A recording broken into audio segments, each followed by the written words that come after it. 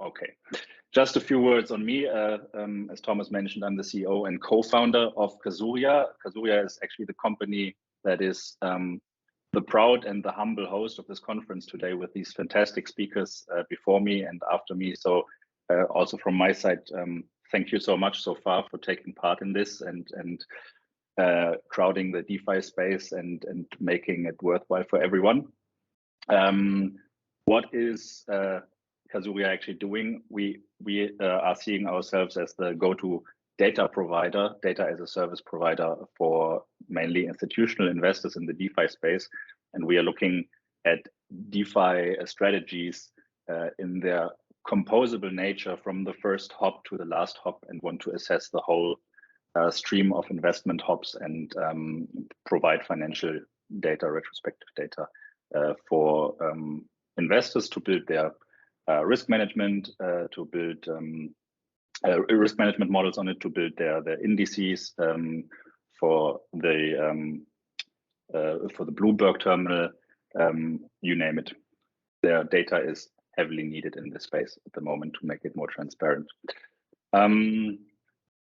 At this stage, I would like to take a small step back from our presenters that were before me, and actually look again at a more structural, mechanic point of view on how yield is actually generated in the space. Where does it come from? And also slightly touch on how sustainable is this yield actually, and where can you gather it as an investor? One of the things that most people don't get for the first time when they actually hear about DeFi, or when they come from just buying and holding cryptos and then touching DeFi for the first time, is that you're not actually only the DeFi user in this space as a customer, but because of the nature of decentralization, independence, and the trustlessness, you can also be in this intermediate environment. You can also be the provider or the supplier of value, of services, and this is the beauty about DeFi. You're not only on the receiving end, but you're also on the supplying end of the process. And we're not even touching on the investors part, where you can actually take part in this value generation just by buying and holding tokens. This is a totally different presentation, but today we are actually focusing on this provider supplier part, and I want to talk a little bit about that, what I mean by this. So as Peter also deep dived on it again, how is decentralized finance actually working? I'm an externally owned account, or my wallet is an externally owned account. I'm interacting with smart contracts on the chain, different smart contracts, different protocols, different services and products. I'm also interacting with other externally owned accounts, which are usually humans behind it. So an externally account is just to say it in quite easy terms, it's a wallet address that does not belong to a smart contract. And I can not only transfer money to a smart contract, from a smart contract or to a smart contract, but I can also generate value by giving value and services to the smart contract, which in turn is interacting with other smart contracts and users, and they can then pay for those products and services. It's a very abstract view at the moment, but I will dive further into this. The yield in this space then actually comes from the oldest form of financial service that you can think of, which is leverage. This has been in existence since probably more than 2000, or even before, 2000 years before Christ, when farmers actually lend out seeds to other farmers, so they can then put their work in and harvest, and then pay back the seeds with a small interest, and leverage their own resource of work. And this, I mean, the Indians and I think also the Romans 300 before Christ also have done this heavily already with money. So leverage is actually the backbone of TradFi, and also still and will be for a long time the backbone of DeFi. The second thing where you can generate yield as a supplier in this space is earning protocol fees. So you are receiving payment, so to say, in easy terms, for the value that you are providing. Mostly at this time, it's liquidity. And then a third thing, which is not so, there's not so many parallelities to TradFi, but think of it more like in the terms of maybe Miles and More, where you're collecting tokens. Token issuance is maybe the newest and the most inventive way to earn yield in the space of decentralized finance. When we look at this from an overview perspective, and I'm going through all those verticals in a moment, leverage, protocol fees, and token issuance, there's always a demand and supply side. You are generating yield in different forms, and there's also different units of account how you generate this yield. If we start from the left, leverage is basically just means someone needs capital to borrow. You're supplying this capital and giving out loans. And you are receiving interest for these loans, and you are receiving this interest in the form of the lend token that you're giving out on protocols, for example, like Aave or Compound. As I said, this is the oldest form of financial services. It will be for a long time, probably forever. It's in DeFi usually over collateralized. There's examples where this is not the case, but if you look from a high perspective, it's usually the case that it's over collateralized until we have functioning contracts where you can actually score, where you can actually build scoring models for participants of the market. This will probably still be the case for some time. Leverage is also largely correlated to market sentiment. So if the assets go up, leverage goes up. If the leverage goes up, asset prices go up, and the other way around. This has also been proven in the case of S&P 500. And in DeFi, it's still mostly used for speculation, whereas in TradFi, leverage is also used in home loans, in consumer credit, but we have to remind ourselves all the time, this is just the beginning of this whole market. This is the beginning of the space. We're in the early days. So the innovative nature of this goes usually to the part where you can earn the most money, which is leveraged trading and speculation. For us, leverage is a very sustainable yield generator. As I said, it's the backbone. It's always been there. It's not the yield where you can earn the most in DeFi. There's definitely sources of yield where you can earn more, but it is very sustainable. And in our opinion, it will also be sustainable. It will also be of a higher level than in TradFi for a long time. And the beauty about this is yield in DeFi is from leverage in DeFi is simply based on demand and supply, because there's no intermediary that takes away a margin, and there's no central bank that actually is supposed to handle the financial the capital markets with the license. If we look at the middle column, the protocol fees, it's the demand for liquidity that drives this, and you are basically supplying liquidity. It's usually used for trading at the moment. There are also insurance protocols, and there's more innovation coming soon, but at the moment it's usually trading where you can earn these fees. They are paid in the swap token. So for example, if you provide 2 stable coins, you also receive the yield back in those 2 stable coins and the domination of those 2 stable coins.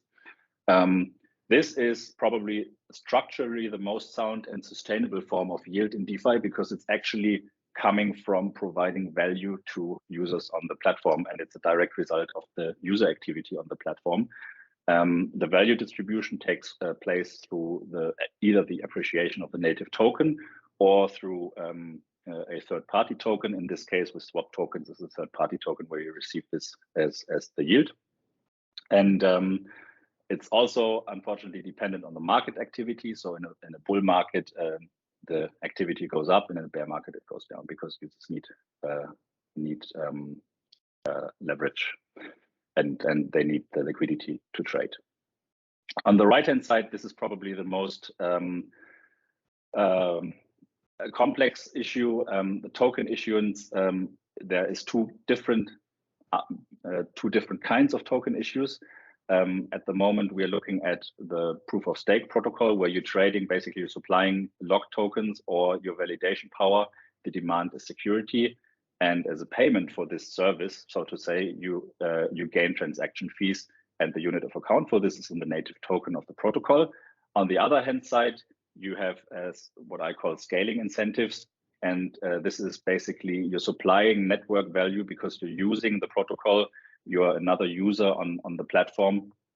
And this is very important in DeFi and crypto and NFTs also at large, to gain this critical user mass that actually puts value behind the token.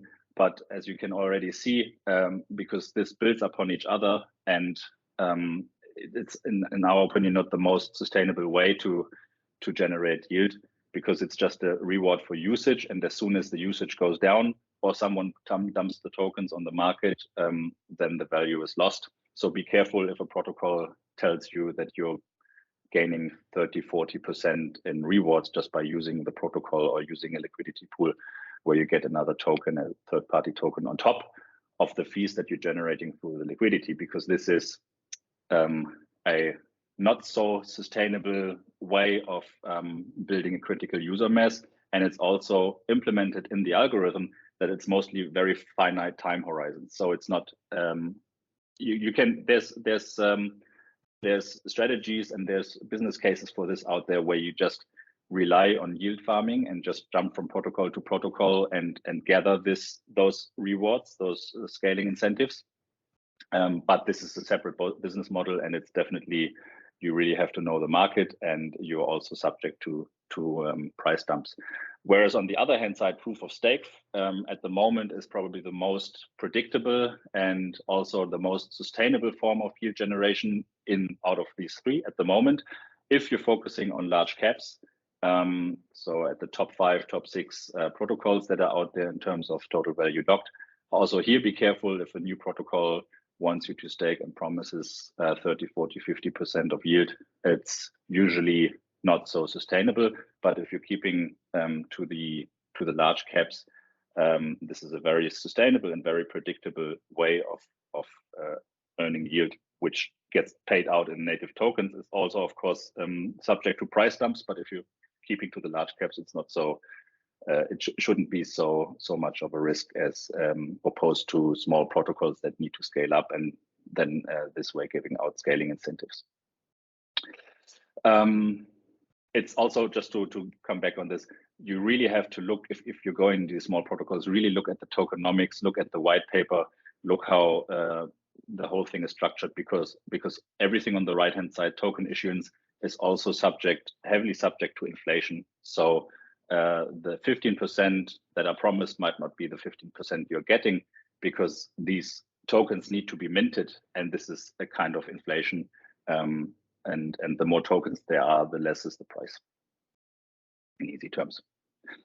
The real beauty from DeFi comes from these Lego blocks. So you can take these verticals and just use them on their own and generate yield through this, but it really gets funny and interesting if you're combining this. And I'm just quickly running through this very complicated strategy, but this is basically taking all of the above verticals in one, so to say, multi-hop strategy. And this is where it gets really complicated. And this is also where you need data providers like us to put more transparency behind this. So just as an example, this is a curve is usually used for stablecoins, but because I wanted some underlying appreciation in there as well, I chose the ETH curve pool. So you're putting ETH into a liquidity pool consisting out of 2 tokens, ETH and curve. And as a receipt, so to say, for this providing liquidity, you receive the curve ETH liquidity pool token, which is accruing fees on the token itself, because they are putting the traders are putting the fees into the pool, and the liquidity pool token is so to say a share of this pool, or a receipt for your share of this pool. And you can then take this pool token and put it in the curve gauge with a special form of staking in this protocol, and this is kind of a security measure to lock up your liquidity. So you cannot pull out your liquidity of the liquidity pool in, I think it's usually around 20 days. And this is a security measure for the liquidity. And as a payment for this security, you're receiving another curve token, and you can stop there, or you can put the curve token back into the pool, or you can sell it, or you can wait until it's appreciating. Small hint, curve not so much, but it doesn't have to stop there. So you can take curve and put it in the curve DAO and really stake it in a proper staking protocol, and then again receive rewards for this staking in the form of so-called vote as crowd curve tokens, which also makes you eligible to vote on votings in the DAO. But what I want to say is this is another way of generating yield and reward, because if you're holding this token, you receive this so-called 3-pool liquidity pool token from Curve, which is just so to say a wrap token for stablecoins. And if you have enough of this token and you lock it up for a long enough time, you also boost your rewards on the Curve gauge. This very, very quickly, very, very complicated. It's probably your heads are probably burning or smoking. But I did this on purpose just to show you how much complexity is possible. And this is not only for yield optimization, because there's so many different sources where you can now generate yield from.